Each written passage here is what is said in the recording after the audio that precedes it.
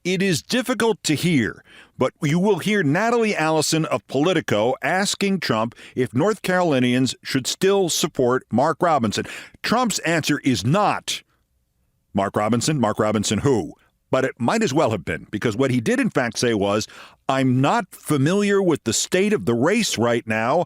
I haven't looked. I haven't seen it.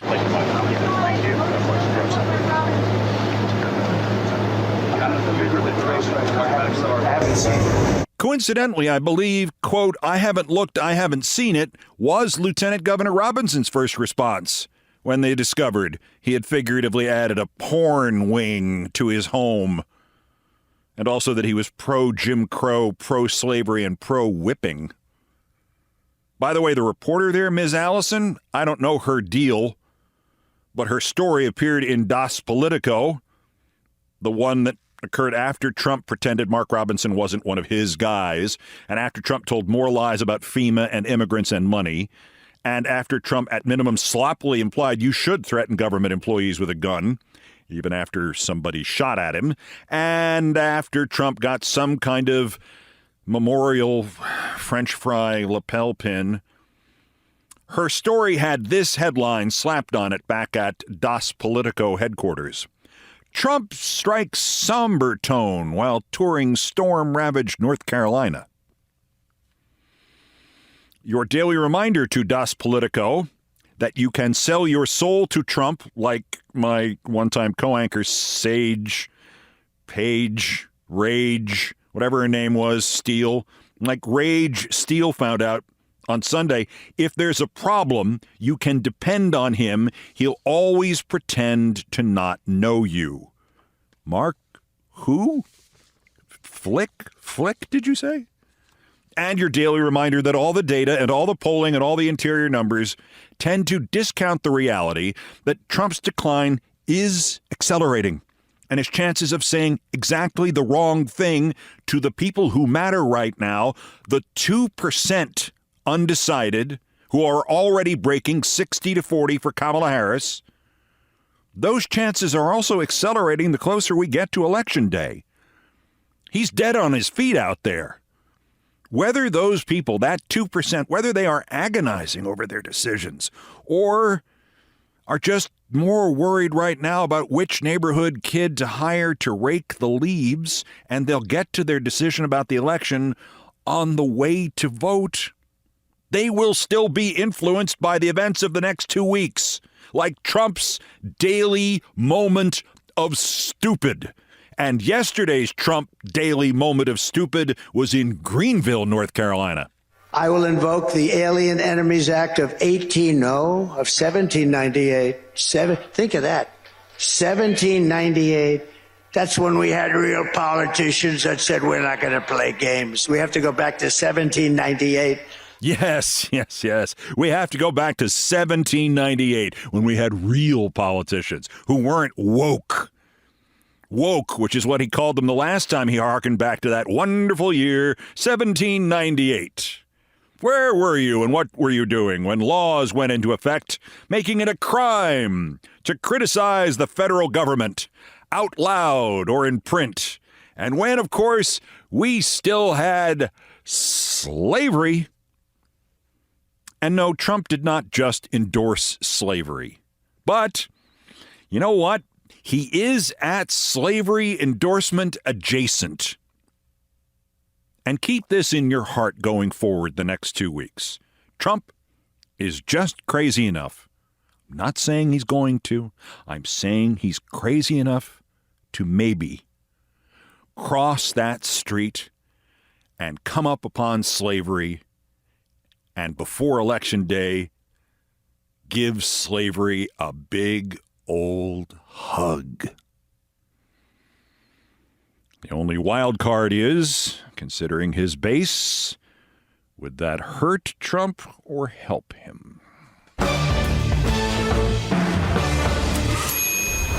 Also of interest here on this all-new edition of Countdown, so Newsy got fired. This is days after Cheryl Hines showed up at the Al Smith dinner with her husband, Robert F. The F is not for the future Mr. Olivia Newsy Kennedy Jr. She's done. I mean, she can get some money for her memoir, but not if she struggles with acknowledging it was not all a plot against her. And she struggles with that. You'll have to take my word for that. She factors into Worst Persons upcoming, but not actually in the way you would expect, sort of peripherally. And I should mention the comedian who actually did juggle chainsaws, Michael Davis. Also, I am so tired that yesterday I said it was only a week until the election. It's 2 weeks. So the good news is Kamala Harris has got 2 weeks to turn those late deciders going 60-40 for her into a big win. The bad news is it's 2 weeks. I'm so tired. The other bad news, I think what I basically meant was it's only 1 week until the World Series finally starts. All of that's next. This is Countdown. This is Countdown with Keith Olbermann, my crazy friend.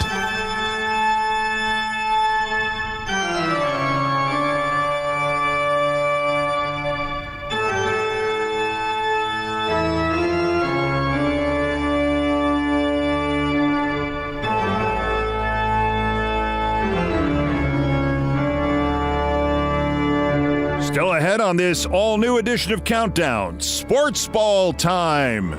This exciting baseball season now reaches its climax with the World Series beginning only 4 days from now.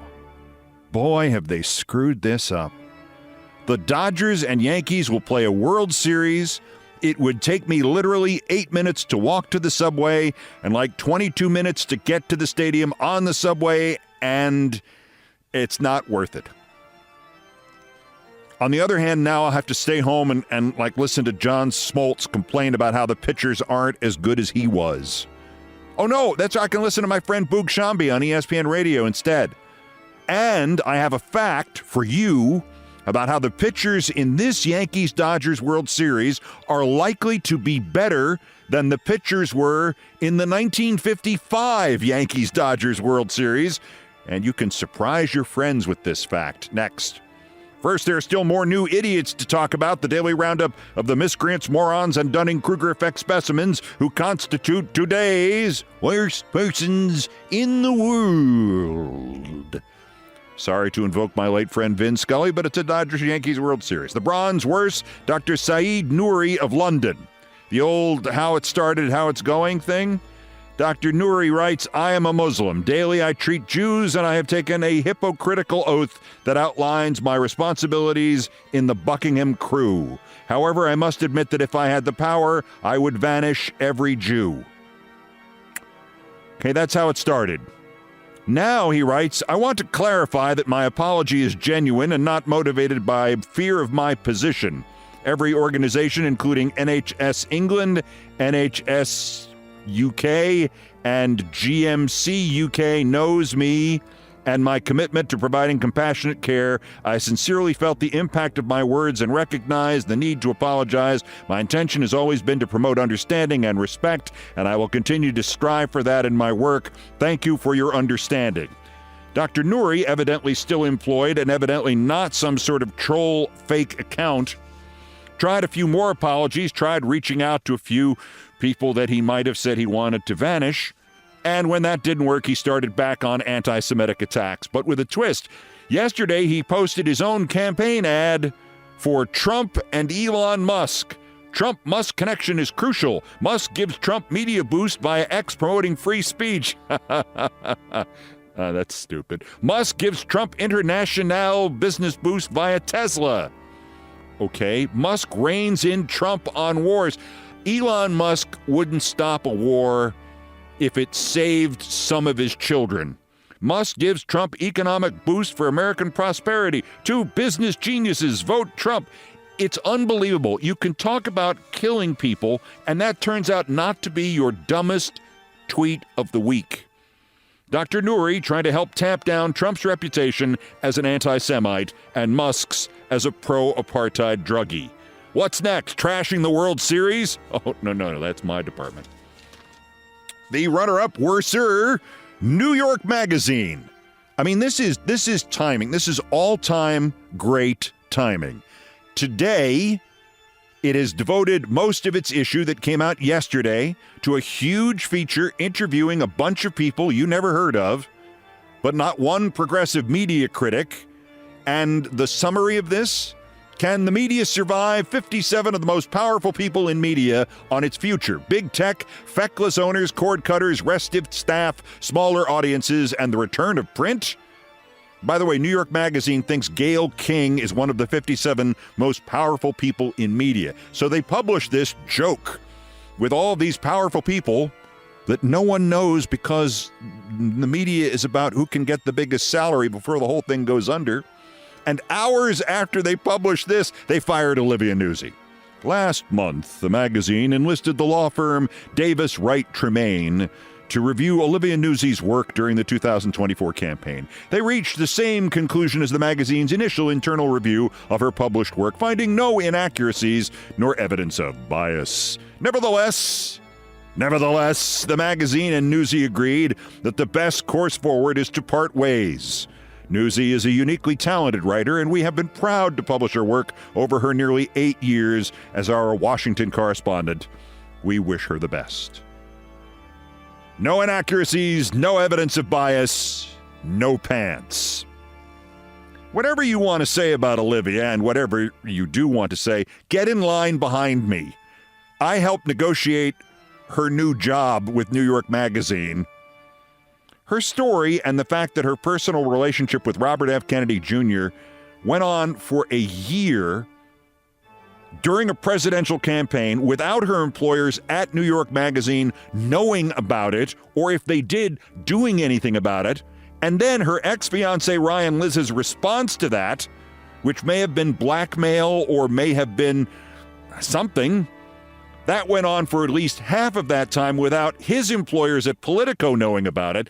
This actually answers the question: no, our current form of media, news media in particular, cannot survive because it is run by idiots. Idiots who do not understand that it could survive if it did one thing, if it rehired all the copy editors and producers it has laid off. Fire reporters, fire anchors in particular, fire writers, cancel shows, cut back from primetime news hours to 3. You know, MSNBC made more profit off of a smaller investment when we had 2 shows on at night, only 2 shows, and we kept rerunning them than they do now. And I mean a lot more. Rehire your mistake finders so you'd find mistakes like Olivia. Which brings us to the winner, the worst, one of the Hall of Famers of the Worst Persons segment, Rich Lowry of the National Review Online. I offer you his detailed, heavily promoted online analysis of the WNBA Basketball Championship Series. You ready? I'm going to read this in full. Have you got 40 seconds? As I've mentioned before, I've acquired an interest in the WNBA after climbing aboard the Caitlin Clark bandwagon. So I did something I never would have done before and watched some of the WNBA finals last night, and man, it was bad. It was a very close, decisive Game 5, won by the Liberty, but the scoring is about what you'd expect to see from a first-round game in the ACC tournament, with the number 11 and 14 seeds futilely battling it out. That's it. Wait, let me check on the back here. Is there more? Is that all Lowry? Okay. Now, you can like the WNBA or hate the WNBA, and let me just say it correctly once. WNBA! But that's the whole piece? They pay this man to do this? That's his entire analysis? It was bad. Gee, thanks, Rich. Thanks for your insight. It was bad. You got anything else on this? No, it was bad. Plus, anytime Rich Lowry writes about women, this requires one to go back and reread the worst political column ever written. Rich Lowry, October 3, 2008, after the vice presidential debate. Also writing for the National Review, because what, in 16 years, you think he's going to get a real job after writing crap like this? Quote, A very wise TV executive once told me that the key to TV is projecting through the screen. It's one of the keys to the success of, say, a Bill O'Reilly, who comes through the screen and grabs you by the throat. Sarah Palin, too, projects through the screen like crazy. I'm sure I'm not the only male in America who, when Palin dropped her first wink, sat up a little straighter on the couch and said, "Hey, I think she just winked at me." And her smile. By the end, when she clearly knew she was doing well, it was so sparkling it was almost mesmerizing. It sent little starbursts through the screen and ricocheting around the living rooms of America. This is a quality that can't be learned. It's either something you have or you don't, and man, she's got it. I mean, the masturbatory quality of that from Rich Lowry is one thing. I don't know if I've ever mentioned that, the masturbatory quality. I don't think I've ever mentioned that more than 1,000 or 2,000 times. But in focusing on the Bobby Kennedy Jr., Mark Robinson quality to the story, we lose sight of the utter lack of political insight and foresight that is hiding right there in plain sight. His comp for Sarah Palin was Bill O'Reilly. It is presumed the very wise TV executive he quotes is Roger Ailes, who's now broadcasting live from hell. And the point of the piece is how much better Palin did than her opponent in the 2008 vice presidential debate. What was his name again? Oh, yeah, Joe Biden. Whatever happened to Joe Biden? I mean, besides him saving democracy at least once. Rich, maybe if the WNBA players stared into my living room and sent little starbursts through the screen and ricocheting into my pants. Lowry, 2 days. Weiss, Bison, Rendell!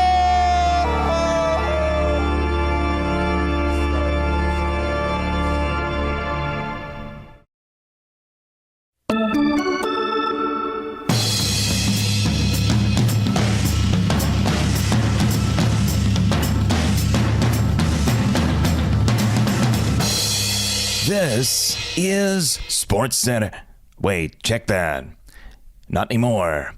This is Countdown with Keith Olbermann. And from the Sports Ball Central Center news desk tonight, Dateline, Los Angeles, and New York.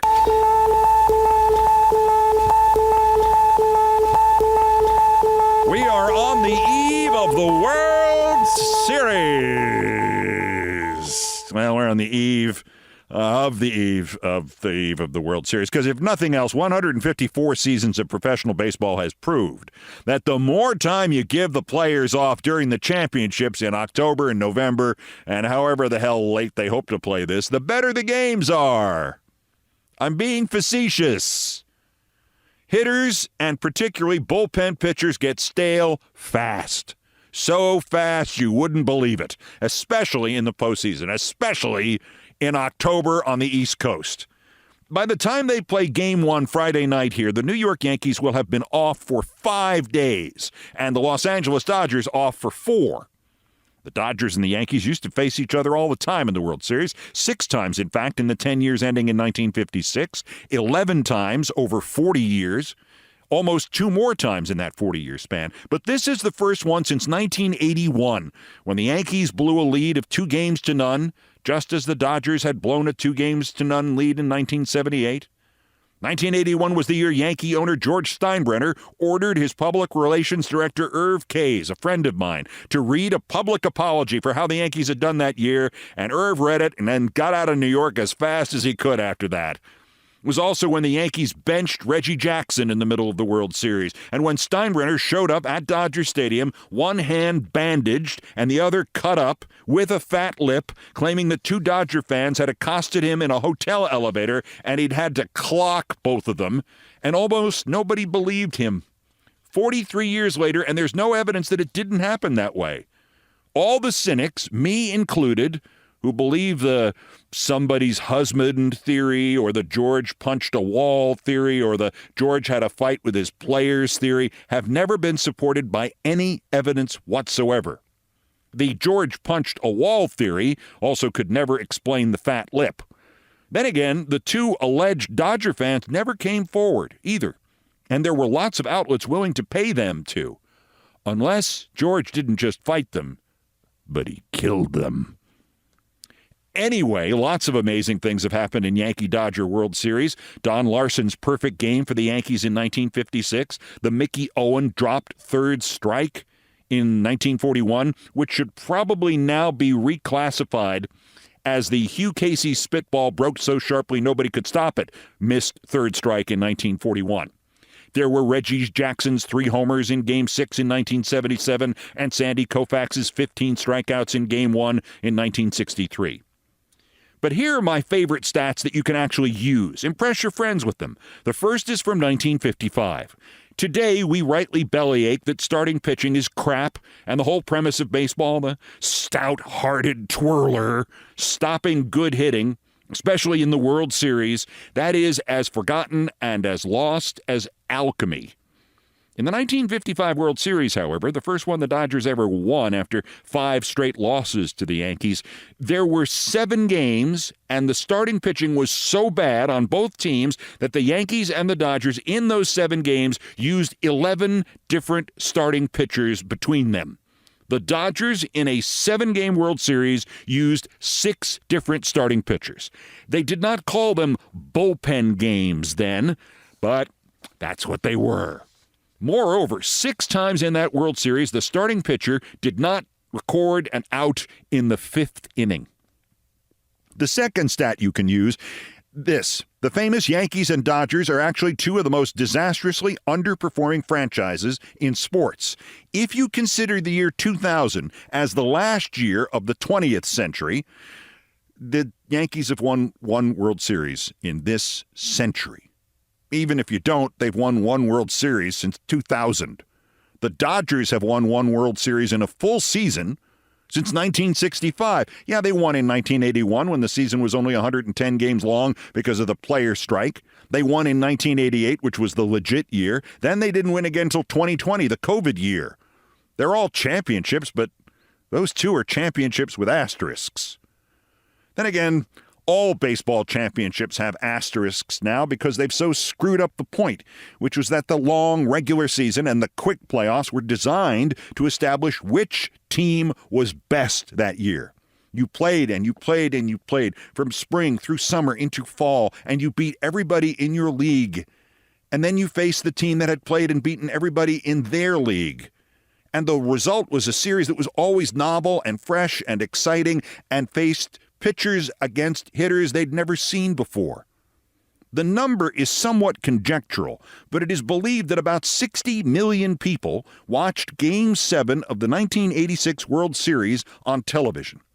If 60 million people watch the entirety of this World Series on television, if that's the total audience for 7 games, they will hold 2 parades afterwards. 1 for the winning team and 1 for all the TV and advertising executives. And by the way, if they get 60 million total audience on TV, the ad executives and the TV executives will get drunker than the winning players do. I don't know what's going to happen in this World Series. I loved working in Los Angeles. I loved going to Dodger Stadium. I loved working in New York. I grew up in the Yankee Stadia, and I covered Dodger-Yankees World Series when I was 18 and 19 years old. And I own Reggie Jackson's 3rd home run ball, and I own 2 baseballs pitched in Don Larsen's perfect game by Don Larsen. But baseball has gradually pissed away my love of it. The new rules are stupid. This obsession with the 40-70 club or the 1.6-229B club. It's ridiculous. The game has been dumbed down. The regular season is virtually as meaningless as basketball. And this utterly tedious season goes on forever. And then the teams that do best in it, they don't do very well in the postseason. We're just amazed that the 2 best teams on paper are actually in the World Series. And how did they get there? They beat the wild card teams. The athletes have never been better in baseball. Never been better. And their ability to actually play baseball, to do what to do and when to do it, other than to swing or to throw, that has never been worse. I asked a friend of mine who covers a major league team and has done so for nearly all of his life, how many? I said, there's like 2 or 3 guys on each team that actually could play baseball without written instructions. And he said, you're exaggerating. I went, no, I think it's only 2 or 3. He went, that's not what I meant. I think it's only 1 or 2 per team. I did not go to a game this year. And after 40 years as a Yankee season ticket holder, I long ago vowed to never again pay my way into that ballpark until a paternity test is produced proving that Hal Steinbrenner is actually the son of my friend George Steinbrenner. I mean, I might go if somebody invites me and pays for the ticket and covers the $5.80 round trip on the subway. I'd have gone if the Mets had beaten the Dodgers and the Mets were in it. Or if that Steinbrenner paternity test had come back.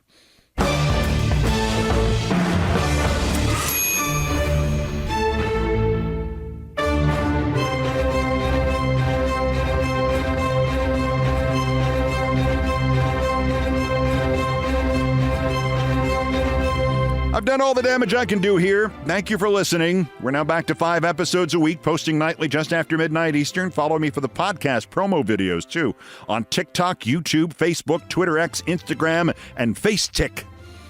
Once again, there is a Monday countdown. Please send this podcast to somebody who doesn't know that they need to listen but should. Brian Ray and John Philip Chanel, the musical directors of Countdown, arranged, produced, and performed most of our music. Mr. Chanel handled the orchestration and keyboards. Mr. Ray was on the guitars, bass, and drums. It was produced by TKO Brothers. Our satirical and pithy musical comments are by the best baseball stadium organist ever, Nancy Faust. The sports music is the Olbermann theme from ESPN2, written by Mitch Warren Davis, courtesy of ESPN Inc.